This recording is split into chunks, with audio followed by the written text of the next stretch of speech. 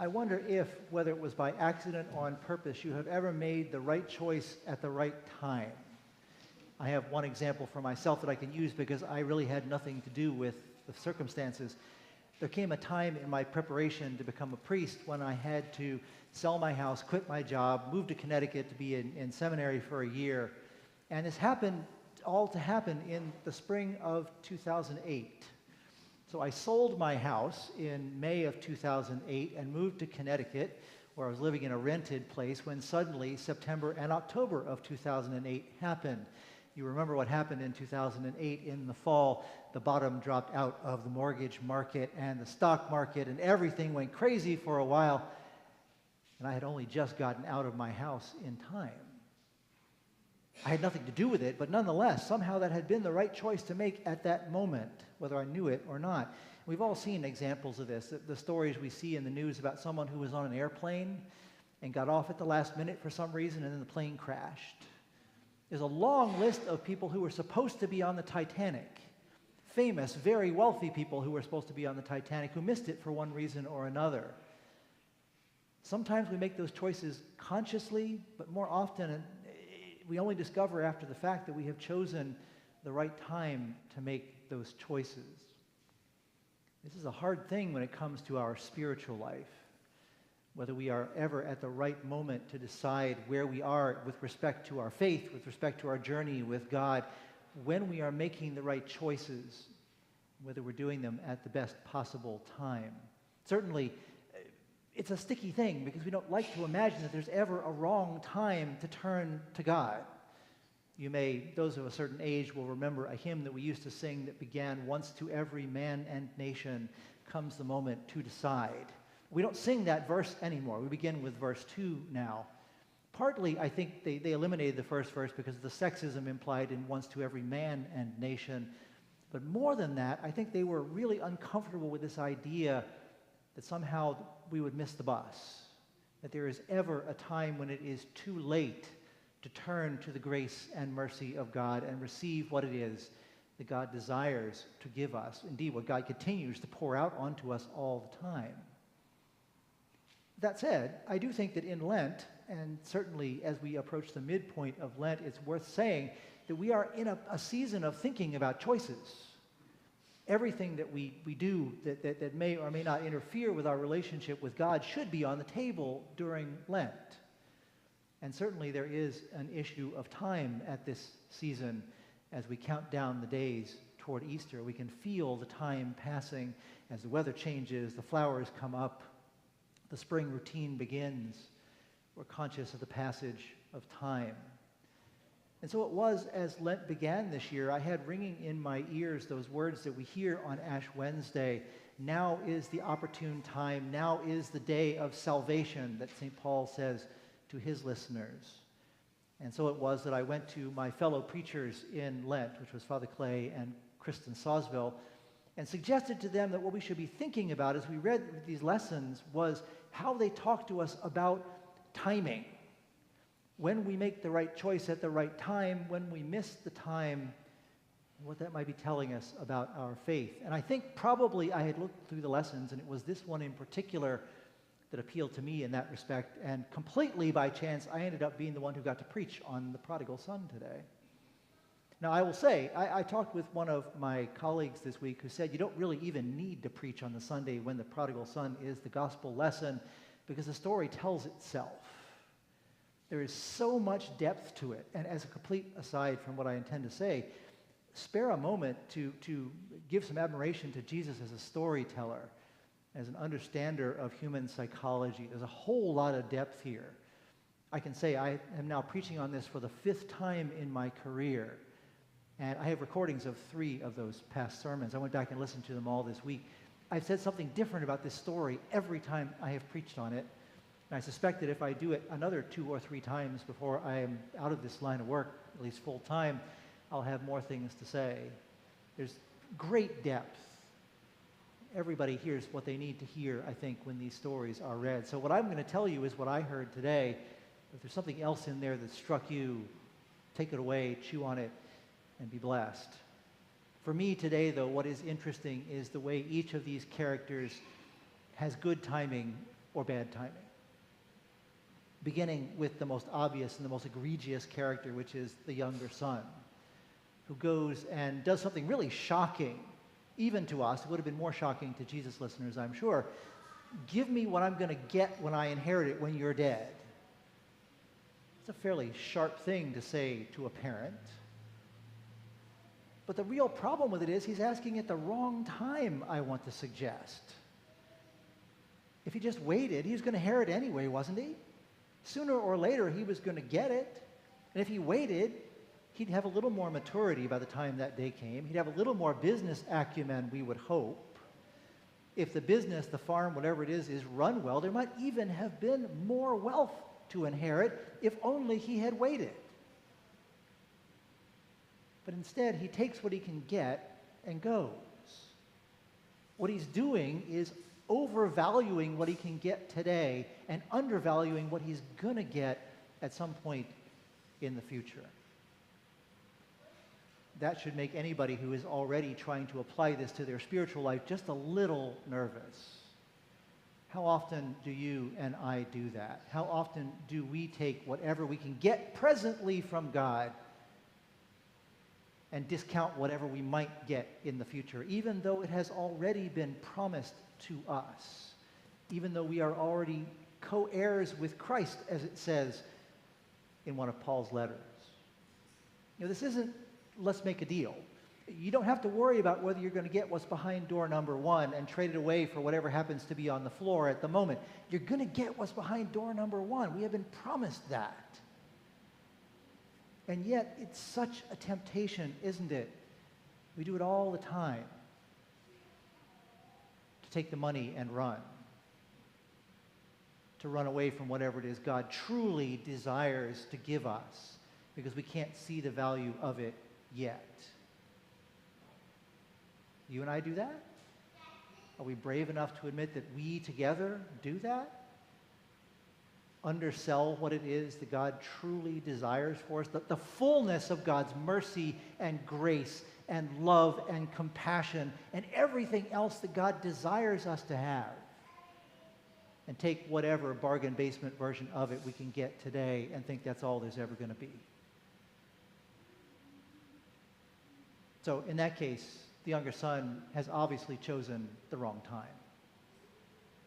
So be that as it may, he takes what he takes and he goes off and he does what he does with it. And he finds himself in great difficulty. This is where it's worth turning to statistics just for a moment, because it turns out that I guess statisticians in their spare time ask people about their religious opinions.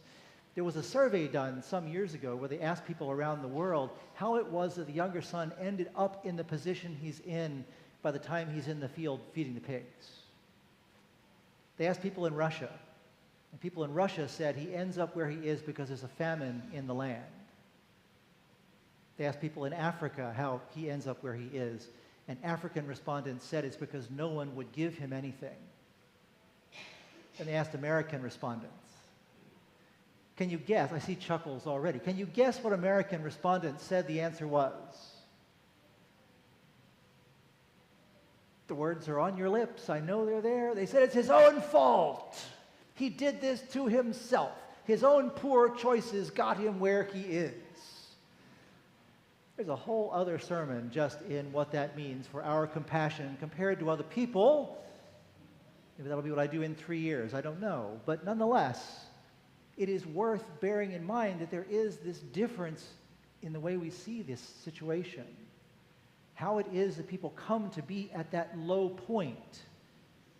And it is worth it, I think, always, whether we are pretending to be compassionate Americans or honest Americans or whoever we want to be today, to be very careful about judging. In any case, he comes to this low point. And it's at that moment that he makes the right decision at the right time. He comes to himself. What a lovely expression that is. It's only then, at that lowest point, when everything else, all of his other choices have deserted him, everything else that was supposed to make him happy in this world is gone, that he's able to see who he truly is. our own choices do the same thing. They lead us away from God. Sometimes they're deliberate bad choices. But I have already made the comment earlier during Lent that often the choices that lead us away from God are the things that are perfectly good, things that God knows that we need. All of those choices have to be on the table. All of them have to be apparent to us if we're going to recognize who we truly are, if we're going to put them in their proper perspective and recognize when the time has come to turn and return to God, turn and repent. So at that point, we do see the younger son doing the right thing at the right time, making the right choice. There at least is one positive example. It's worth asking, what will it take each one of us and us collectively to come to ourselves? What do we have to lose? What do we have to choose to give up in order to see ourselves honestly enough to recognize where our true love lies, where our true dependence lies? Turn and go back to God. So, the younger son makes his little speech. He's all ready to go. He's going back in a very humble way, and that's a good thing. That's where the father comes into the story, the next shocking character. The father should, by the standards of then, and probably by the standards of now, have sat grumpily in his house, waiting for his son to come crawling back to him to say how sorry he is and all the mistakes he made, and then the father could grudgingly forgive him, but everything has to be different now. You can hear those words. You know the words we would say in that situation. That's not what the father does. It's not what the father has been doing while he waited. How does he know the son is coming back today? He doesn't, unless he's been watching every day for the younger son to come back. He made his choice to give the younger son what he asked for, but he didn't give up on it. And then when he sees him coming, he chooses the wrong time by our standards. He goes running out to him immediately and forgives him before the son can even get the speech out. And then once the younger son does get the speech out, he totally ignores it. All he says is, put good clothes on him and let's have a party. Imagine being able to do that. Are you able to do that? Am I able to do that? To rush out to forgive before the fullness of the situation has even been put out there for everyone to see. I'll confess that before 2008 and the mortgage crisis, just to bring back for a second, I was not familiar with the expression moral hazard. But certainly I was after 2008. This idea that your choices must have consequences, because if they don't, then it reinforces making bad choices and it tells other people they can make them and nothing bad will ever happen. I had never heard of that expression until 2008, and I'm pretty confident that the father in this story has also never heard of it. Because he goes out and totally blows moral hazard off the map. He has gotten back what he truly desired, the relationship with his younger son. The love he's now able to express for his younger son has been restored. What would it take for you and I to do the same thing? Do we do that in our lives now? If not, maybe finding the wrong time to rush out is something that should be on our to-do list between now and Easter. With the father having done that, the party having started, we can turn to the older son, this dutiful other child who has stayed and done all the work and done everything he was supposed to do. And yet we can tell from the story that he's held a grudge the whole time. This didn't just start. You can tell from the words that Jesus puts in his mouth. This son of yours, when he came back, he's been angry for a while. The question is, who is he angry at? Is it really the younger son, his brother? Or is it his father?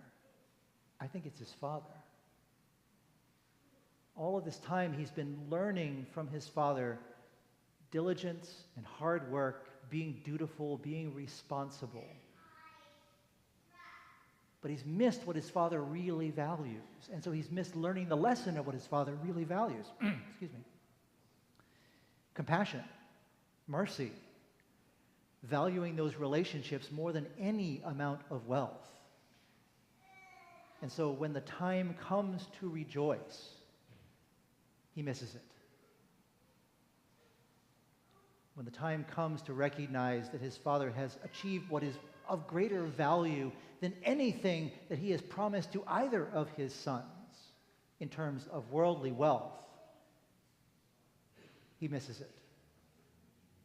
And so he misses the fullness of what it is that his Father has been promising to him in his inheritance all along. Not simply the wealth, but the love, the mercy, the compassion, everything else that goes with it. That's where the story fades to black. We don't know what happens to the older son. When the story ends, he has chosen not to go into the party.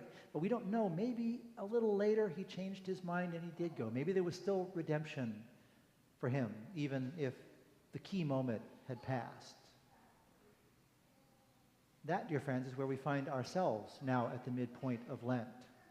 Still with some time to pass before Easter comes. Still able to recognize when the opportune time has come to be merciful, to be loving, to reconcile, to do whatever we need to do so that when Easter comes, our joy also will be unlimited. Let it be so for you and for me as these weeks pass. There is still time. Amen.